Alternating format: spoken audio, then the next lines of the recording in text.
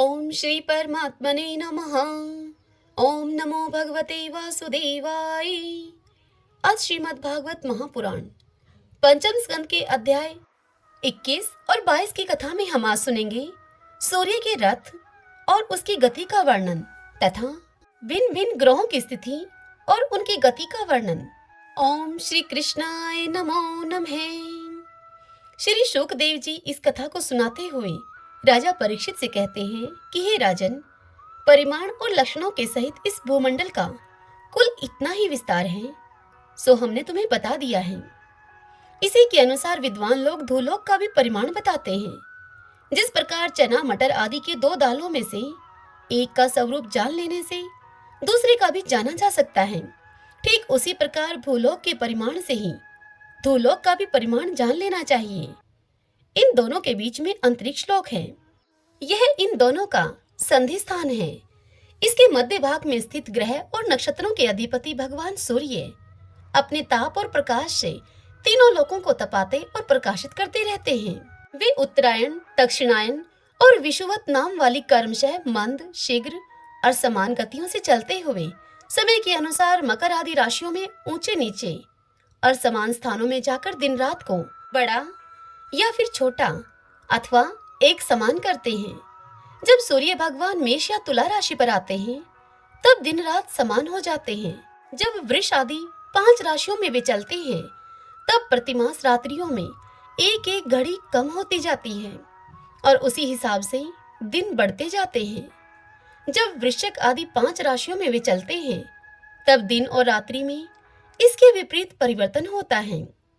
इस प्रकार दक्षिणायन आरंभ होने तक दिन बढ़ते रहते हैं और उत्तरायण लगने पर रात्रियां बढ़ती हैं। इस प्रकार पंडित जन मानसोत्तर पर्वत पर सूर्य की परिक्रमा का मार्ग 9,51,00,000 योजन बताते हैं। उस पर्वत पर मेरु के पूर्व की ओर इंद्र की देवधानी, दक्षिण में यमराज की सैमनीपुरी, पश्चिम में वरुण की निम्लोचनीपुरी और उत्तर में चंद्रमा की विभावरी नाम की पुरियां हैं। इन पुरियों में मेरु के चारों ओर समय समय पर सूर्योदय, मध्याह्न, सायंकाल और अर्धरात्रि होते रहते हैं। इन्हीं के कारण संपूर्ण जीवों की प्रवृत्ति या निर्वृत्ति होती है। हे राजन, जो लोग सुमेरु पर रहते हैं उन्हें तो सूर्यदेव सदा मध्यकालीन रहकर ही तपाते रहते हैं। वे अपनी गति के अनुसार अश्विनी आदि नक्षत्रों की ओर जाते हुए यद्यपि मेरु को बाईं ओर रखकर चलते हैं तो भी सारे ज्योतिर्मंडल को घुमाने वाली निरंतर दाईं ओर बहती हुई पर वह वायु धारा घुमा दिए जाने से वे उसे दाईं ओर रखकर चलते जान पड़ते हैं। जिस पुरी में सूर्य भगवान का उदय होता है उसके ठीक दूसरी ओर की पुरी वे अस्त होते हुए मालूम होंगे और जहां वे लोगों को पसीने पसीने करके तपा रहे होंगे उसके ठीक सामने की ओर आधी रात होने के कारण वे उन्हें निद्रावश किए होंगे। जिन लोगों को मध्याह्न के समय वे स्पष्ट दिख रहे होंगे वे ही जब सूर्य सौम्य दिशा में पहुंच जाएं तब उनका दर्शन नहीं कर सकेंगे। सूर्यदेव जब इंद्र की पुरी से यमराज की पुरी को चलते हैं तब 15 घड़ी में वे 2.25 करोड़ और 12.5 लाख योजन से कुछ 25,00,000 योजन अधिक चलते हैं। फिर इसी क्रम से वे वरुण और चंद्रमा की पुरियों को पार करके पुनः इंद्र की पुरी में पहुंचते हैं। इस प्रकार चंद्रमा आदि अन्य ग्रह भी ज्योतिष चक्र में अन्य नक्षत्रों के साथ उदित और अस्त होते रहते हैं। इस प्रकार भगवान सूर्य का वेदमय रथ एक मुहूर्त में 34,08,000 योजन के हिसाब से चलता हुआ इन चारों पुरियों में घूमता रहता है। इसका संवत्सर नाम का एक चक्र अर्थात एक पहिया बतलाया जाता है। उसमें मास रूप 12 अरे हैं, ऋतु रूप 6 नेमियां हैं, 3 चौमासे रूप 3 नाभि हैं। इस रथ की धुरी का एक सिरा मेरु पर्वत की चोटी पर है और दूसरा सिरा मानसोत्तर पर्वत पर है। इसमें लगा हुआ यह पहिया कोलू के पहिए के समान घूमता हुआ मानसोत्तर पर्वत के ऊपर चक्कर लगाता है। इस धुरी में जिसका मूल भाग जुड़ा हुआ है ऐसी एक धुरी और है, वह लंबाई में इससे चौथाई है। उसका ऊपरी भाग तैल यंत्र के धुरे के समान ध्रुवलोक से लगा हुआ है। इस रथ में बैठने का स्थान 36 लाख योजन लंबा और 9 लाख योजन चौड़ा है। इसका जुआ भी 36 लाख योजन ही लंबा है। उसमें अरुण नाम के सारथी ने गायत्री आदि छंदों के से नाम वाले 7 घोड़े जोत रखे हैं। वे ही इस रथ पर बैठे हुए भगवान सूर्य को लेकर चलते हैं। सूर्य देव के आगे उन्हीं की ओर मुख करके बैठे हुए अरुण उनके सारथी का कार्य करते हैं। भगवान सूर्य के आगे अंगूठे के पोरवे के बराबर आकार वाले वाल खिल्ले आदि 60,000 ऋषि स्वस्ति वाचन के लिए नियुक्त हैं। वे उनकी स्तुति करते रहते हैं। इनके अतिरिक्त ऋषि, गंधर्व, अप्सरा, नाग, यक्ष, राक्षस और देवता भी, जो कि कुल मिलाकर 14 हैं, किंतु अपने जोड़े से रहने के कारण 7 गण कहे जाते हैं।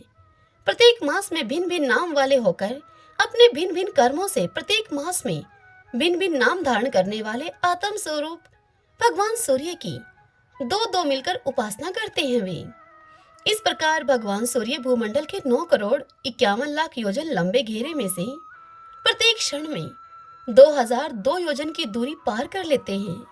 सूर्य नारायण भगवान की जय। श्री शुकदेव जी से इतनी बात सुनकर राजा परीक्षित ने श्री शुकदेव मुनि से पूछा, हे भगवान, आपने जो कहा कि यद्यपि भगवान सूर्य राशियों की ओर जाते समय मेरु और ध्रुव को दाईं ओर रखकर चलते हुए मालूम होते हैं, किंतु वस्तुतः उनकी गति दक्षिणावर्त नहीं होती। इस विषय को हम किस प्रकार से समझें? तब श्री शुकदेव जी परीक्षित से कहते हैं कि हे राजन, जिस प्रकार कुम्हार के घूमते हुए चाक पर बैठकर उसके साथ घूमती हुई चींटी आदि की अपनी गति उससे भिन्न ही है, क्योंकि वह भिन्न भिन्न समय में उस चक्र के भिन्न भिन्न स्थानों में देखी जाती है, उसी प्रकार से नक्षत्र और राशियों से उपलक्षित काल चक्र में पड़कर ध्रुव और मेरु को दाएं रखकर घूमने वाले सूर्य आदि ग्रहों की गति वास्तव में उससे भिन्न ही है, क्योंकि वे काल भेद से भिन्न भिन्न राशि और नक्षत्रों में देख पड़ते हैं, अर्थात देखी जाते हैं। वेद और विद्वान लोग भी जिनकी गति को जानने के लिए उत्सुक रहते हैं, वे साक्षात आदि पुरुष भगवान नारायण ही लोगों के कल्याण और कर्मों की शुद्धि के लिए अपने वेदमय विग्रह काल को 12 मासों में विभक्त करके वसंत आदि 6 ऋतुओं में उनके यथा योग्य गुणों का विधान करते हैं। इस लोक में वर्णाश्रम धर्म का अनुसरण करने वाले पुरुष वेद त्रयी के द्वारा प्रतिपादित छोटे बड़े कर्मों से इंद्रादि देवताओं के रूप में और योग के साधनाओं से अंतर्यामी रूप से उनकी श्रद्धा पूर्वक आराधना करके सुगमता से ही परम पद को प्राप्त कर सकते हैं। भगवान सूर्य संपूर्ण लोकों के आत्मा हैं। वे पृथ्वी और भूलोक के मध्य में स्थित आकाश मंडल के भीतर काल चक्र में स्थित होकर 12 मासों को भोगते हैं, जो संवत्सर के अवयव हैं और मेष आदि राशियों के नाम से प्रसिद्ध हैं। इनमें से प्रत्येक मास चंद्रमान से शुक्ल और कृष्ण 2 पक्ष का, पितृमान से 1 रात और 1 दिन का तथा शौरमान से 2.25 नक्षत्र का बतलाया जाता है।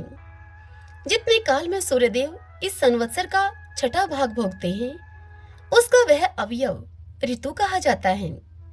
आकाश में भगवान सूर्य का जितना मार्ग है, उसका आधा वे जितने समय में पार कर लेते हैं, उसे एक अयन कहते हैं, तथा जितने समय में वे अपनी मंद तीव्र और समान गति से स्वर्ग और पृथ्वी मंडल के सहित पूरे आकाश का चक्कर लगा जाते हैं, उसे अवांतर भेद से संवत्सर, परिवत्सर, इड़ावत्सर, अनुवत्सर अथवा वत्सर कहते हैं। इसी प्रकार सूर्य की किरणों से 1 लाख योजन ऊपर चंद्रमा है। उसकी चाल बहुत तेज है, इसीलिए वह सब नक्षत्रों से आगे रहता है। यह सूर्य के 1 वर्ष के मार्ग को 1 मास में, 1 मास के मार्ग को 2.25 दिन में और 1 पक्ष के मार्ग को 1 ही दिन में तय कर लेता है। यह कृष्ण पक्ष में क्षीण होती हुई कलाओं से पितृगण के और शुक्ल पक्ष में बढ़ती हुई कलाओं से देवताओं के दिन रात का विभाग करता है तथा 30-30 मुहूर्तों में 1-1 नक्षत्र को पार करता है। अन्नमय और अमृतमय होने के कारण यही समस्त जीवों का प्राण और जीवन है। ये जो 16 कलाओं से युक्त मनोमय, अन्नमय, अमृतमय पुरुष स्वरूप भगवान चंद्रमा है। ये ही देवता, पितृ, मनुष्य, भूत, पशु, पक्षी, शरीर, सर्प और वृक्ष आदि समस्त प्राणियों के प्राणों का पोषण करते हैं।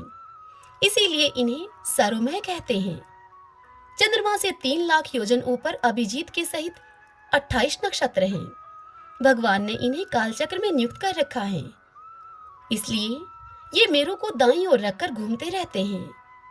इनसे 2 लाख योजनों पर शुक्र दिखाई देता है। यह सूर्य के शीघ्र, मंद और समान गतियों के अनुसार उन्हीं के समान कभी आगे तो कभी पीछे तो कभी साथ साथ रहकर चलता है। यह वर्षा करने वाला ग्रह है, इसीलिए लोगों को प्रायः सर्वदा ही अनुकूल रहता है। इसकी गति से ऐसा अनुमान होता है कि यह वर्षा रोकने वाले ग्रहों को शांत कर देता है। सूर्य की गति के साथ साथ बुध की भी व्याख्या हो गई। शुक्र के अनुसार ही बुध की गति भी समझ लेनी चाहिए। यह चंद्रमा का पुत्र शुक्र से 2 लाख योजनों पर है। यह प्राय मंगलकारी ही है, किंतु जब सूर्य की गति का उल्लंघन करके यह चलता है तब बहुत अधिक आंधी, बादल और सूखे के भय की सूचना देता है। यह इससे 2 लाख योजन ऊपर मंगल है। वह यदि वक्र गति से न चले तो एक एक राशि को 3-3 पक्ष में भोगता हुआ 12 राशियों को वह पार करता है। यह अशुभ ग्रह है और प्रायः अमंगल का सूचक है। इसके ऊपर 2 लाख योजन की दूरी पर भगवान बृहस्पति जी हैं। ये यदि वक्र गति से न चलें तो एक एक राशि को एक एक वर्ष में भोगते हैं। ये प्रायः ब्राह्मण कुल के लिए अनुकूल रहते हैं। बृहस्पति से 2 लाख योजन ऊपर शनैश्चर दिखाई देते हैं। ये 30-30 महीने तक एक एक राशि में रहते हैं, इसलिए इन्हें सब राशियों को पार करने में 30 वर्ष लग जाते हैं। ये प्रायः सभी के लिए अशांति कारक हैं। इनके ऊपर 11 लाख योजन की दूरी पर कश्यप आदि सप्तऋषि दिखाई देते हैं। ये सब लोगों की मंगल कामना करते हुए भगवान विष्णु के परम पद ध्रुवलोक की प्रदक्षिणा किया करते हैं। हरि ओम तत्सत। आज की यह कथा यहीं पर पूर्ण हुई। इससे आगे की कल की कथा में हम सुनेंगे शिशुमार चक्र का वर्णन। ओम श्री परमात्मने नमः।